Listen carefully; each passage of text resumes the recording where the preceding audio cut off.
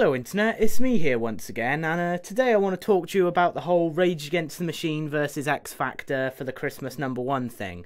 Perhaps you've seen that group of Facebook, perhaps you haven't.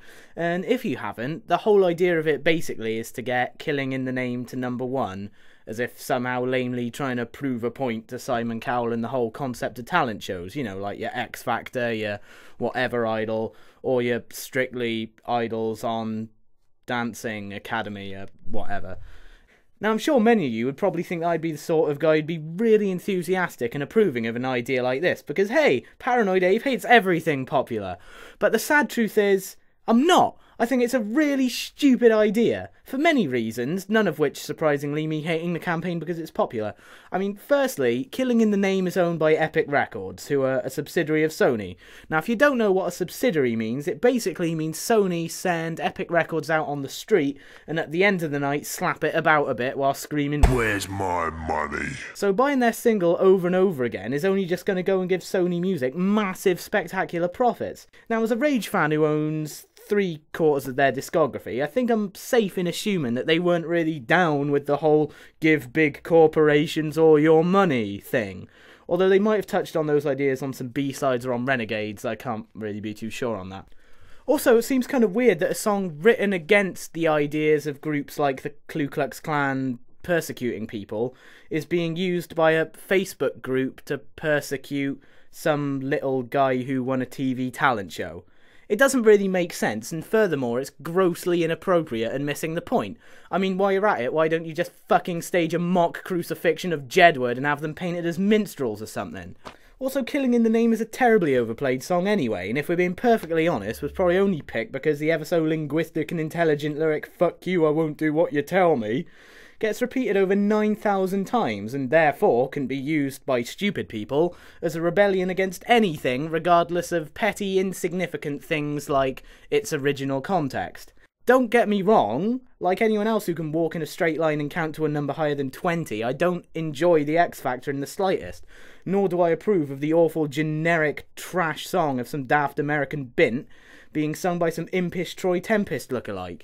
But even if Rage does get to #1, which is quite unlikely anyway, X Factor is almost definitely going to be a respectable #2. Simon Cowell will continue sleeping in his slimy little hovel lined with our money, and laughing at us all. And come next year, another X Factor song's going to come out, because 20 million idiots watched the final this year, and so the ad revenue will cover it even if all the copies of the Christmas single get burnt in a bizarre fire accident. Also, what do people have against shit Christmas #1s anyway? It's not like in the past they've been an artistically sound institution that's only recently been sullied by reality TV. Do me a favour, and if you don't believe me, go and look on a site called everyhit.co.uk. It's got a listing of like all the charts from ever, and it has a special page with all the lists of Christmas #1s. One look at that list will prove that most Christmas #1s are bloody awful, and usually fall into one of the two following categories.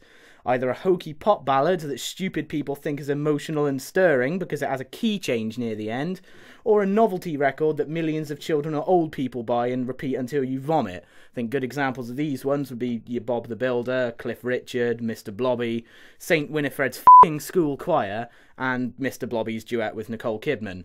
Ask yourself, which of the two songs vying for Christmas #1 fit in which category? It's already quite obvious X Factor is a god-awful dirge of blandness and evil, but that leaves Rage as being the Christmas novelty, albeit a far more sweary and political novelty, but nonetheless a novelty. A novelty record that a bunch of selfish twats have pushed to #1 because they seemingly only just realised that the charts are taken up with terrible pop music.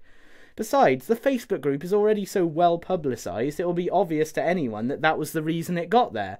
You're not really fooling anyone into thinking it's a genuine achievement, and most people will ignore it and just put it down as some kind of practical joke.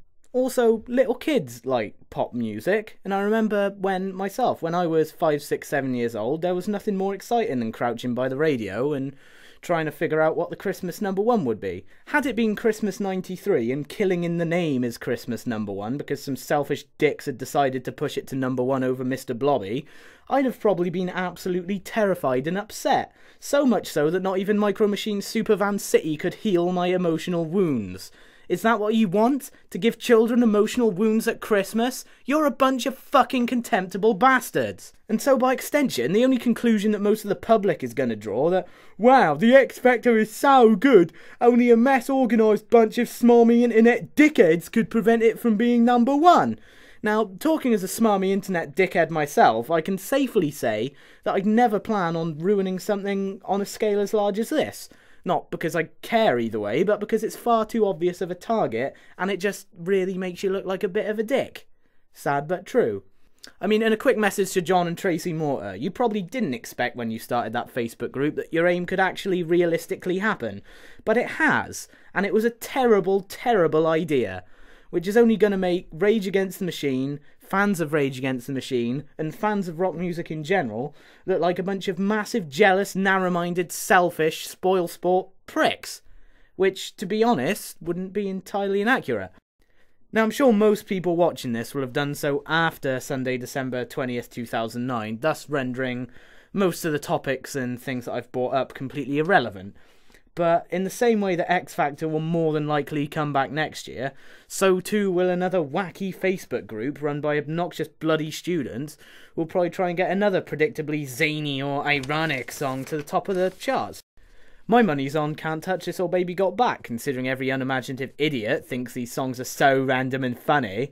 And if you're watching this in 2010, 2011, or even 2029, when Simon Cowell merges with Tesco and controls the universe, and you find yourself sitting there thinking of making a Facebook group about either of those two songs, well, I hope somebody punches you, repeatedly, in the stomach and face. Will I be shelling out my hard-earned ATP to make one of my favourite bands in novelty Soulless Xmas #1? I think the band put it best themselves. Fuck you, I won't do what you tell me! Fuck you, I won't do what you tell me! Merry Christmas.